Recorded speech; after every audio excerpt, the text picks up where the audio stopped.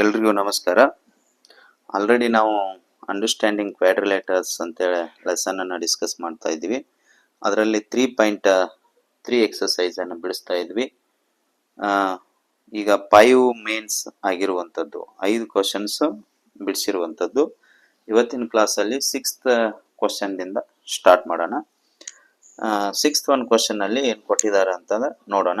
2 adjacent angles of a parallelogram have equal measure. Find the measure of angles of the parallelogram ಅಂತೇಳಿ ಒಂದು question ಕೊಟ್ಟಿರುವಂಥದ್ದು.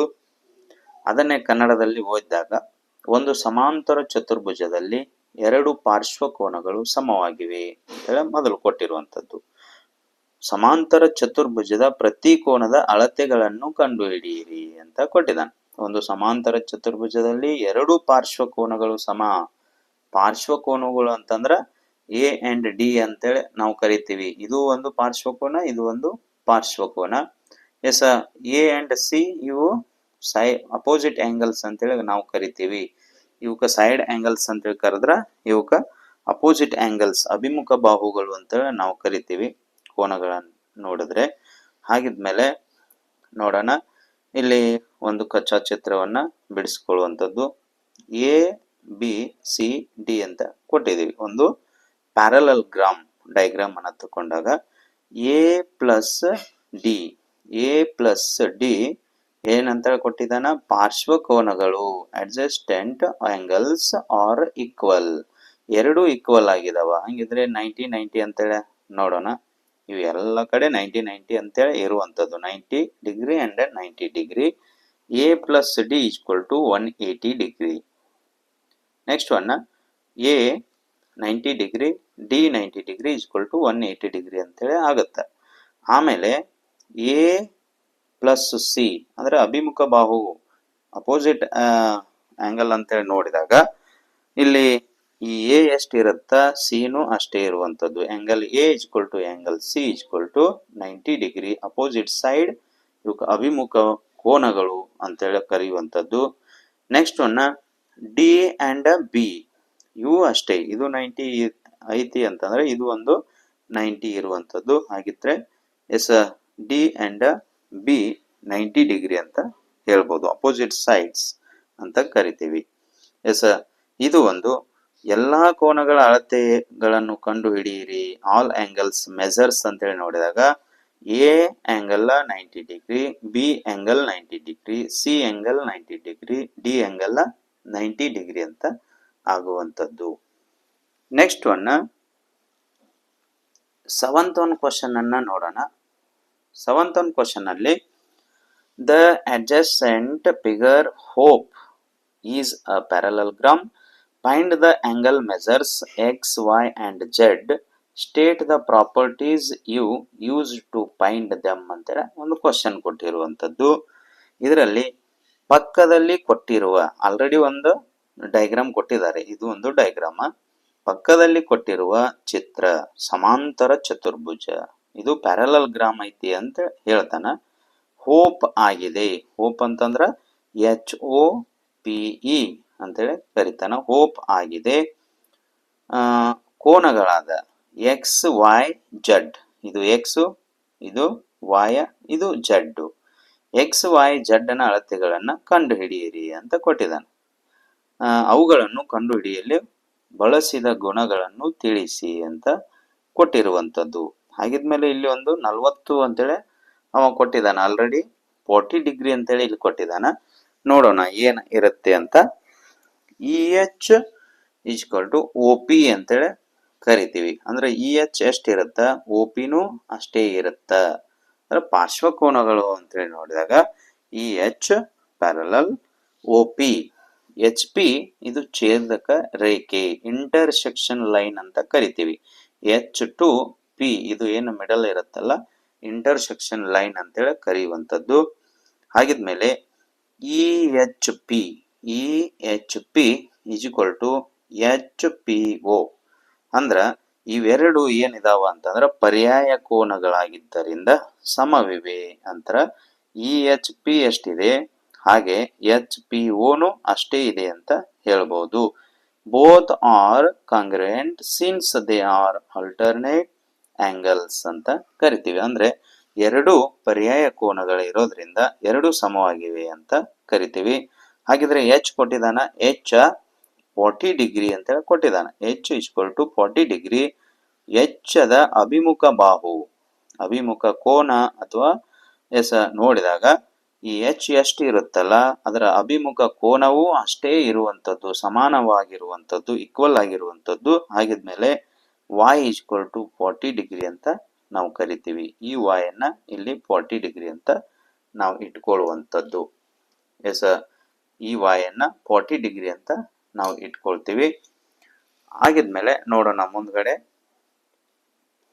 POM. POM equal to y plus Z ಅಂತೇಳಿ. ಇಲ್ಲಿ POM ಅಂತಂದ್ರ ಇಲ್ಲಿ ನಾನು ಕೊಟ್ಟಿರುವಂತದ್ದು POM, ನಾನೇ ಒಂದು ವರ್ಡ್ ಅನ್ನ ಇಟ್ಕೊಳ್ಳುವಂಥದ್ದು POM. ಇಲ್ಲಿ EHO ಎಷ್ಟಿರುತ್ತ POM ಅಷ್ಟೇ ಇರುತ್ತ ಅಂತೇಳಿ ಹೇಳ್ತೀವಿ.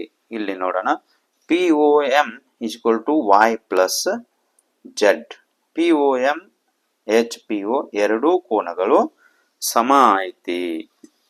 POM ನೆಕ್ಸ್ಟ್ ಒನ್ HPO ಎರಡೂ ಸಮ ಐತಿ ಅಂತೇಳಿ ಕರಿತೀವಿ. EHP ಅಂಡ್ POM ಎರಡೂ ಕೋನಗಳು ಸಮ, ಈ ಪ್ಯಾರಲೋಗ್ರಾಮ್ ಈಕ್ವಲ್ ಅಂತೇಳಿ ನಾವು ಕರೆಯುವಂಥದ್ದು. ಹಾಗಿದ್ಮೇಲೆ ಇಲ್ಲಿ ಕೊಟ್ಟಿದ್ದಾನ y plus Z equal to POM. First one POM ಅನ್ನು ಕಂಡು ಹಿಡಿಯೋಣ. y ಎಷ್ಟು ಬಂದಿದೆ, ಆಲ್ರೆಡಿ 40 ಡಿಗ್ರಿ ಅಂತೇಳಿ ಬಂದಿರುವಂತದ್ದು. ಎಚ್ನು 40 ಡಿಗ್ರಿ ಅಂತೇಳಿ ಆಲ್ರೆಡಿ ಬಂದಿದೆ. y ಪ್ಲಸ್ ಜೆಡ್ ನಮಗೆ ಬೇಕಾಗಿರೋದು ಜೆಡ್ ಅಂತೇಳಿ ಬೇಕಾಗಿರೋದು. ಇಲ್ಲಿ ಈ ಜೆಡ್ ನಮಗೆ ಬೇಕಾಗಿರುವಂತದ್ದು ಇದು. ಎಸ್, ಹಾಗಿದ್ಮೇಲೆ ಇಲ್ಲಿ Z equal to 70 degree. 40 plus Z 70 degree ಅಂತೇಳಿ ಕರಿತೀವಿ. ಎಸ್, ಆಮೇಲೆ ಈ 70ಯನ್ನ ಈ 40ಯನ್ನ ನಾವು ಈ ಕಡೆ ತಗೊಂಡಾಗ ಮೈನಸ್ ಇದ್ದಿದ್ದು ಪ್ಲಸ್ ಆಗುತ್ತಾ. Z equal to 70 minus 40.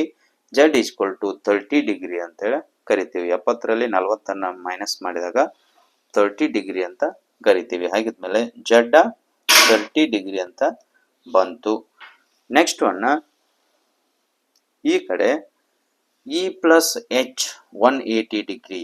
E plus H 180 degree ಅಂತೇಳಿ ಕರೆಯುವಂಥದ್ದು. ಯಾವುದು ಇ ಪ್ಲಸ್ ಎಚ್ ಅಂತಂದ್ರೆ ಇದು ಅಂಡ್ ಇದು.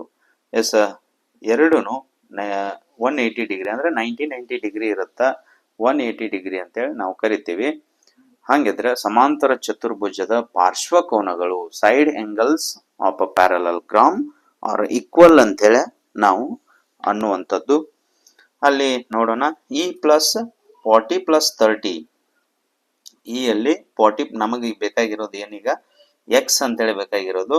E plus 40 plus 30 equal to 180 ಡಿಗ್ರಿಗೆ ಸಮ ಇರುತ್ತ, ಈಕ್ವಲ್ ಇರುತ್ತ ಅಂತೇಳಿ ಹೇಳಿದಾಗ X plus 70 degree. 40 plus 30 70 degree. 40 plus 30 ಇದು 40 ಅಂಡ್ 30 70 ಡಿಗ್ರಿ ಆಗುತ್ತಾ. ಎಸ್, ಹಂಗಿದ್ರ ಇಲ್ಲಿ ನೋಡೋಣ, X plus 70 degree equal to 180 degree. X equal to ಅಂದ್ರೆ ಈ 70ಯನ್ನ ಈ ಕಡೆ ತಗೊಂಡ್ಬಂದಾಗ ಮೈನಸ್ ಆಗುತ್ತಾ. ಎಸ್, ಈ ಕಡೆ ತಗೊಂಡ್ಬಂದಾಗ ಮೈನಸ್ ಆಗಿರೋದ್ರಿಂದ X equal to 180 degree minus 70. 180ಯಲ್ಲಿ ಮೈನಸ್ 70 ಮಾಡಿದಾಗ ಎಕ್ಸ್ ಈಕ್ವಲ್ ಟು 110 ಡಿಗ್ರಿ ಅಂತೇಳಿ ಕರಿತೀವಿ. ಹಾಗಿದ್ಮೇಲೆ ಎಕ್ಸ್ ಅಳತೆ ಎಷ್ಟು 110 ಡಿಗ್ರಿ. ಜೆಡ್ ಅಳತೆ ಎಷ್ಟು 30 ಡಿಗ್ರಿ. y ಅಳತೆ 40 ಡಿಗ್ರಿ ಅಂತ ನಾವು ಕರಿಬಹುದು. ಇಲ್ಲಿ ನೋಡಿದಾಗ Z 30 degree, y 40 degree. Next one X 110 degree ಅಂತ ನಾವು ಕರಿತೀವಿ. 110 ಡಿಗ್ರಿ. ನೆಕ್ಸ್ಟ್ ಒನ್ 8th ಒಂದು ಕ್ವಶನ್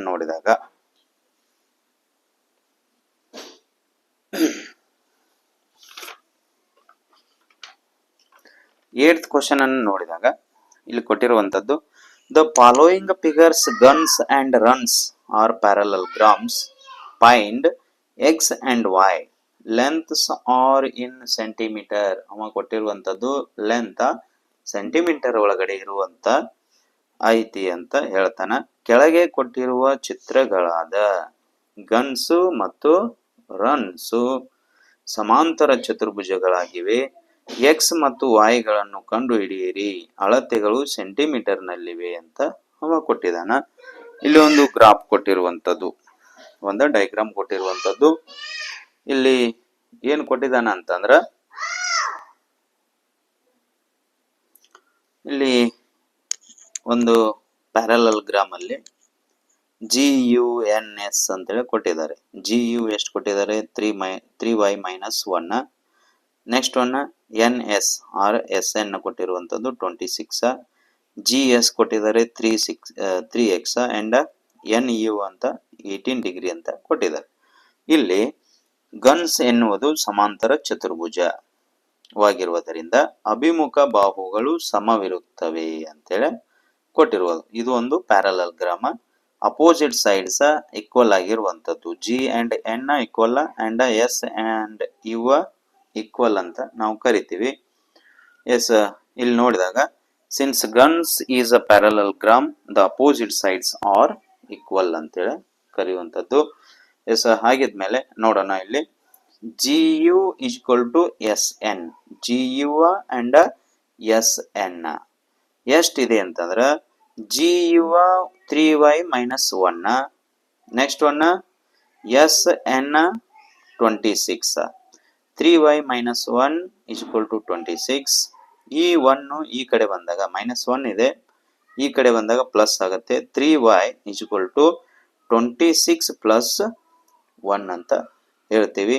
ಆಮೇಲೆ 3y ಈಕ್ವಲ್ ಟು 27. 26 ಪ್ಲಸ್ 1 27. ಇಲ್ಲಿ ಛೇದ ಅಂದ್ರ ಡೆನೋಮಿನೇಟರ್ ಸಮ ಆಗ್ಬೇಕು, ಈಕ್ವಲ್ ಆಗ್ಬೇಕಂತಂದ್ರ ಎಸ್ ಇಲ್ಲಿ 3y ಇದ್ದಲ್ಲಿ 3 ಅಂತೇಳಿ ತಗೊಳ್ತೀವಿ. ನೆಕ್ಸ್ಟ್ ಒನ್ ಈಕ್ವಲ್ ಟು 27/3 ಅಂತ ನಾವು ತಗೊಳ್ತೀವಿ. ಡಿವಿಷನ್ ಮಾಡಿದಾಗ 3 and 3 ಹೋಯ್ತು, y ಅಷ್ಟೇ ಉಳಿತು. Equal to 3 3 1 3 3 9 27. 3 9s 27. y equal to 9 ಅಂತೇಳಿ ಕರಿತೀವಿ. y ಎಷ್ಟು ಬಂತು? 9 ಅಂತೇಳಿ ಬಂತು. ನೆಕ್ಸ್ಟ್ ಒನ್ ಇಲ್ಲಿ SG ಈಕ್ವಲ್ ಟು NU ಅಂತೇಳಿ ನೋಡುವಂಥದ್ದು. SG ಎಷ್ಟು ಕೊಟ್ಟಿದಾರ? 3x ಅಂತೇಳಿ ಕೊಟ್ಟಿದಾರ. ಈಕ್ವಲ್ ಟು NU ಎಷ್ಟು ಕೊಟ್ಟಿದಾರ? 18 ಅಂತೇಳಿ ಕೊಟ್ಟಿದಾರ. ಹಾಗಿದ್ಮೇಲೆ ಇಲ್ಲೇನು ಮೈನಸ್ ಗೀನಸ್ ಕೊಟ್ಟಿಲ್ಲ, ನಾವು ಡೈರೆಕ್ಟ್ ಆಗಿ ಲೆಕ್ಕ ಮಾಡುವಂಥದ್ದು. ಡಿನೋಮಿನೇಟರ್ ಅನ್ನ ಸಮ ಮಾಡ್ಕೊಳ್ಳೋಣ. 3x/3 equal to 18/3. ಈ 3 ಕ್ಯಾನ್ಸಲ್ ಆಯ್ತು. 3 1s 3 6s 18. x equal to 6 ಅಂತೇಳಿ ಬಂತು. ಎಸ್, ಇದರಲ್ಲಿ ಇನ್ನೊಂದು ಕೊಟ್ಟಿರುವಂಥದ್ದು ಏನು ಅಂತಂದ್ರ ರನ್ಸ್ ಅಂತೇಳಿ ಕೊಟ್ಟಿರುವಂಥದ್ದು. ಈ ರನ್ಸ್ ಅನ್ನ ನೋಡೋಣ. RUNS ಸಮಾಂತರ ಚತುರ್ಭುಜ ಪ್ಯಾರಲಲ್ ಗ್ರಾಮ್. RUNS ಇದು ಒಂದು ಪ್ಯಾರಲಲ್ ಗ್ರಾಮ. RN and SN RN and SN SU ಅಂತೇಳಿ ನೋಡಿದಾಗ ಅಪೋಸಿಟ್ ಡಯಾಗ್ನಲ್ಸ್ ಅಂತೇಳಿ ಕರಿತೀವಿ, ಕರ್ಣಗಳು ಅಂತೇಳಿ ಕರಿತೀವಿ. ಎಸ್, ಸಮಾಂತರ ಚತುರ್ಭುಜದಲ್ಲಿ ಕರ್ಣಗಳು ಛೇದಿಸುವ ಬಿಂದುವಿನಲ್ಲಿ ಪರಸ್ಪರ ವಿಭಾಗಿಸುತ್ತವೆ ಅಂದ್ರ ಅರ್ಧಿಸುತ್ತವೆ ಅಂತೇಳಿ ಕರಿತೀವಿ, ಅಂದ್ರ ಅರ್ಧ ಮಾಡ್ತಾವ ಅಂತ ಕರಿತೀವಿ. In a parallelogram the diagonals bisect each other at the point of intersection ಅಂತ ಕರಿತೀವಿ. ಹಾಗಿದ್ಮೇಲೆ ನೋಡೋಣ RP equal to PN. RP equal to PN ಎಷ್ಟಿದೆ ಅಂತಂದ್ರ x plus y equal to 16 ಅಂತೇಳಿ ತಗೊಳ್ತೀವಿ. ಈ x ಪ್ಲಸ್ y ಇಲ್ಲಿ ಎಷ್ಟಿರುತ್ತ, ಇಲ್ಲಿ ಅಷ್ಟೇ ಇರುತ್ತ. 16 ಅಂತೇಳಿ ಕೊಟ್ಟಿದಾರ. x plus 13 equal to 16. x plus 13 ಅಂತೇಳಿ ಹೇಗೆ ಮಾಡ್ತೀವಿ ಅಂತಂದ್ರೆ x ಪ್ಲಸ್ 7 ಅನ್ನು ನೋಡಿದಾಗ 13 ಅಂತೇಳಿ ಆಗುವಂಥದ್ದು 16. ನೆಕ್ಸ್ಟ್ ಒನ್ ಈ ಕಡೆ 13 ಅನ್ನ ಈ ಕಡೆ ಬಂದಾಗ x ಈಕ್ವಲ್ ಟು 16 ಮೈನಸ್ 13.